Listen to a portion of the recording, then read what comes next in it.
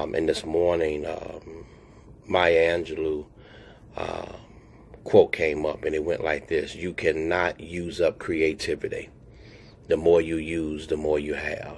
And it actually came up in my phone today, and I'm telling you, it was confirmation to something that I want to share with you all today. First of all, let me open by saying that creativity can improve a person's quality of life.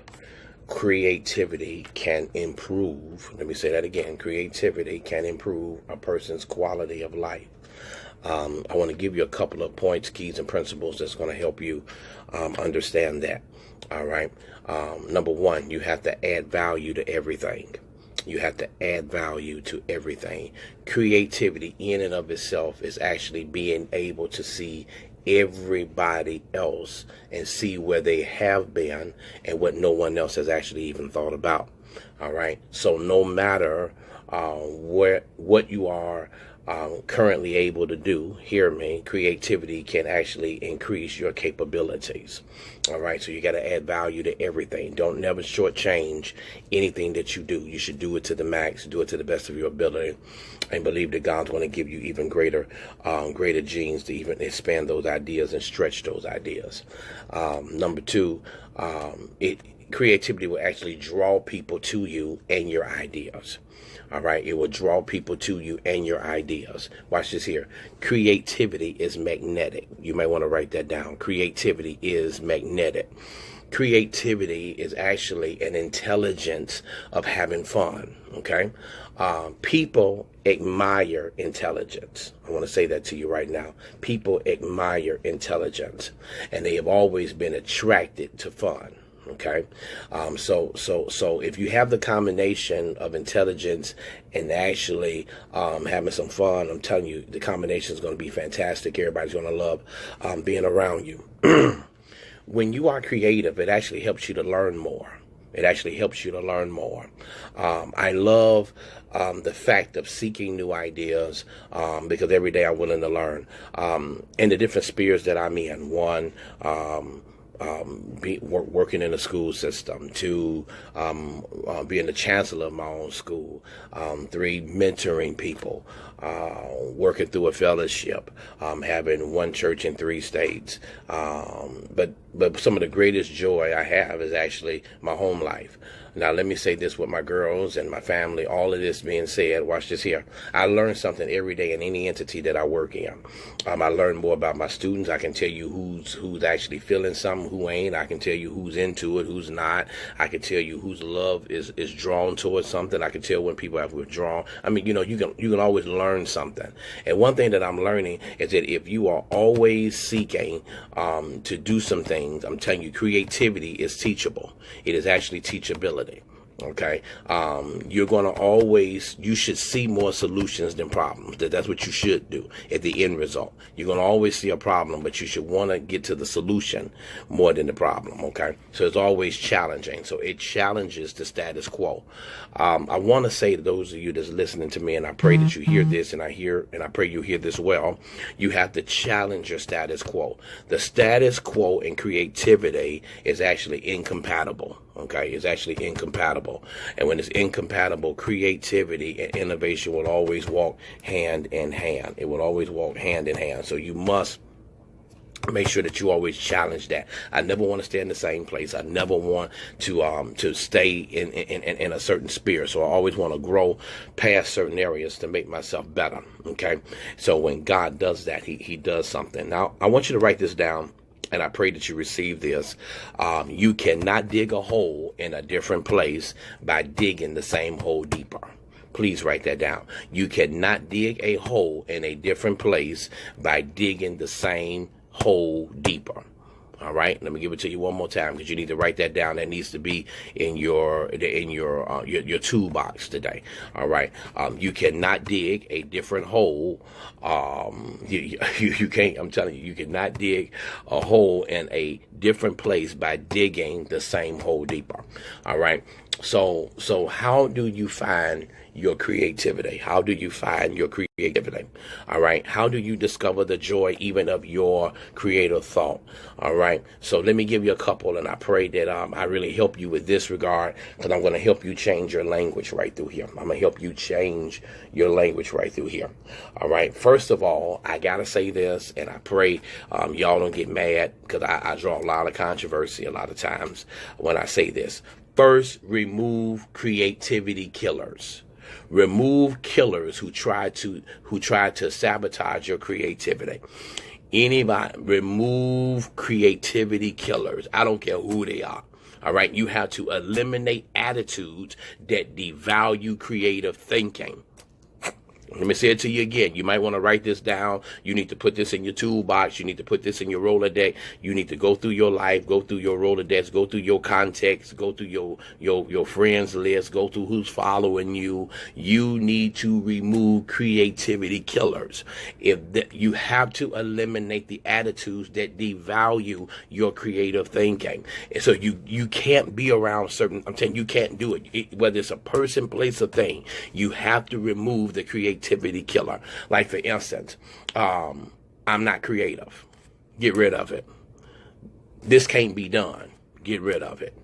Don't ask questions. Get rid of it. This don't work. Get rid of them. No, don't do that. Don't be different. Get rid of them. Well, we tried that before and that didn't work. Get rid of them. Stay within the lines. Don't go outside. Get rid of them. This is not practical. This ain't. Get rid of them. But get rid of them. We don't have the money. Get rid of them. We don't have the time. Get rid of them. Woo. There's too much work. Get rid of them. All that I just said to you are creativity killers. You can't be around me and don't see mountains. We like singing that song, He Moved Mountains. But hear me, I want to make sure that in my life that I can remove them. And hear me, I don't want to do that much hard work. I want to speak to it. I don't want to put my hands all to everything. No, sometimes you have to make sure that the people around you, the things around you, you have got to make sure that you understand that you cannot have creativity killers around you. If you do, you're going to mess up. If you think you have a good idea, don't let anybody talk you out of it, even if it sounds foolish. A lot of people that walk with me, I'm telling you right now, they got to be foolish walking with me, because I think way on the other side of the box. I think way on the other side of the spear. I'm already seeing myself shouting in the completion when I first spoke it in the beginning. Are y'all hearing me? If God knows your beginning and your end, you just got to work your middle. Can y'all write that down? That's going to be, but you preachers right there, I just gave it to you right there. That's a good sermon for y'all right there. If God knows your beginning and he knows your end, all you got to do is work your middle. You might want to put down somewhere today, work your middle.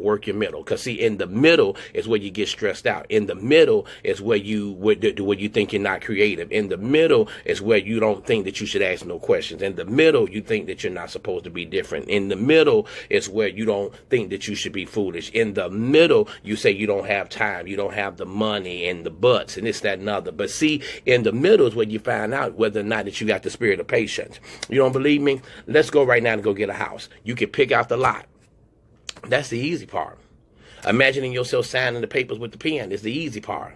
But the middle is watching them pour the concrete, letting them put it together, allowing rain, sleet, or snow to stop them from a day's worth of it, making sure the right dimensions is where they need to be. That's the middle. And sometimes you got to learn how to work your middle. You got to know how to deal with that. So hear me, no matter what sounds foolish, no matter what people have got to say, you got to know how to work your middle. Don't you let nobody, don't even let yourself be subject to creativity killers. Don't do it. You can't do something new and exciting if you force yourself to stay in the same rut.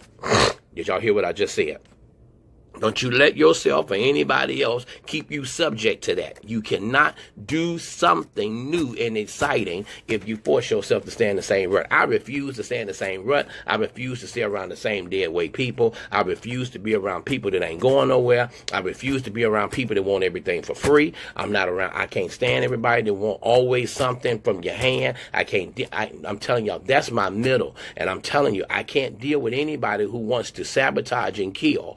I was told the other day, amen, let things play out. I'm going to let them play out. And when I let them play out, the conclusion of the matter is going to be the conclusion of the matter. And you have to know how to let things be. Amen.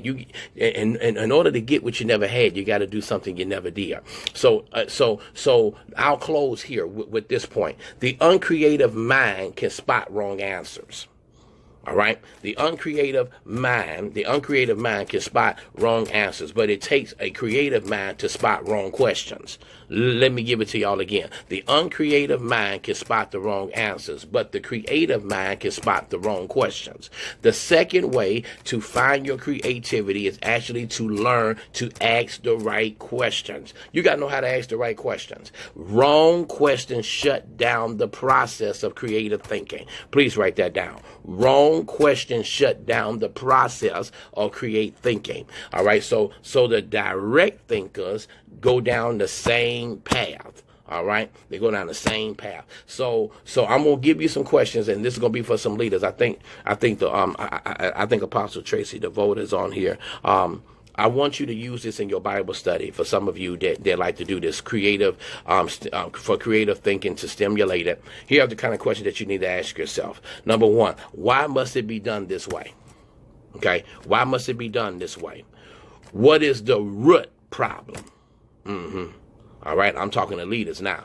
Why must it be done this way? What is the root problem? What are the underlining issues? What are the underlining issues? What is the opposite? Why is this important? What metaphor helps me to explain what it is that I have to do? And what happens if we don't do this at all?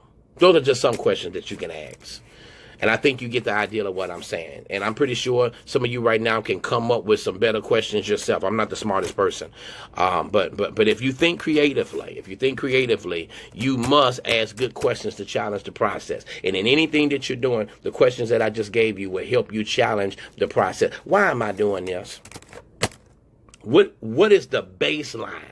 Some of us right now, we don't know the lowest common denominator. We just go in certain areas and we just do it because that's what we've seen other people doing. Just because it works in somebody else's house don't mean that it works in your house. And we have to stop doing that. We have to stop working in that area. All right. So I gave y'all two things. I gave y'all two things in all the talking that I did, because I started out by telling you that I want to give y'all some different ways to think creatively, to have potential to do some things for you. And the first thing that I told you all is we want to make sure that we remove creative killers. That's number one. All right. And the second thing that I told you is that you got to ask the right questions. All right. Tomorrow's Thursday, and then we got Friday. So what I'll do is I'll give you two tomorrow and give you one Friday, and then you'll have all five. So keep abreast of these notes. You want to keep them by you.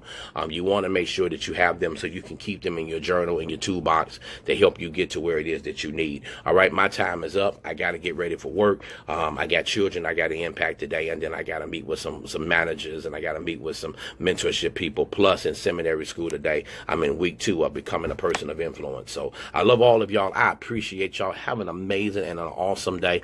Go with God, and knowing God as I do, He will most definitely surely go with you. God bless you.